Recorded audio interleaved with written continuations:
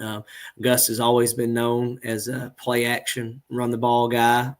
He's had RPOs tied into it, but Yep. not heavily RPO. He in the last few years he's become more of an RPO guy, but Dearman's definitely been that.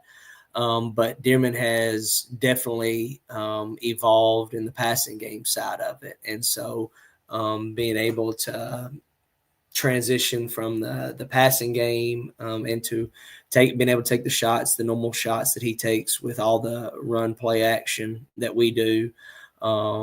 That's going to be my job, is really just being able to think one step ahead of him, making sure that he can just continually flow in the call of the game. So kind of what you could think of is who's going to be the guy with you on your staff that is kind of seeing the trends and the tendencies of what they're doing and kind of where you are on the field for the landmark shots, all those things. That guy that's going to be in your ear saying, hey, you're right hash here. You got this shot on the play sheet that and knowing what the game plan is, for each week, it's going to change depending on what scheme we're seeing defensively.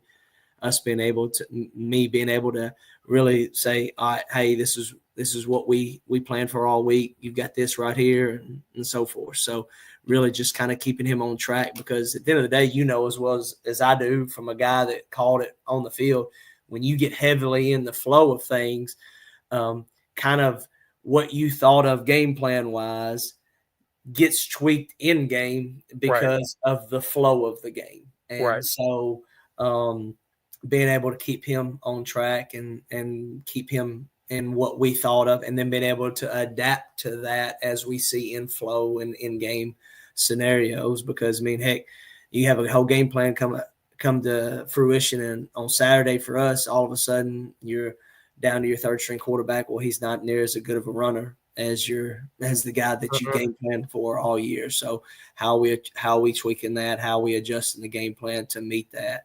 I always go back to my first year as a head coach. I had an old lieutenant colonel in the Tennessee National Guard tell me, he was one of our booster club members, and he told me, he said, man, you got to have a plan for battle. He said a plan is always good until the first bullet's fired. And then when that first bullet's fired, it always has to adapt and change and evolve. So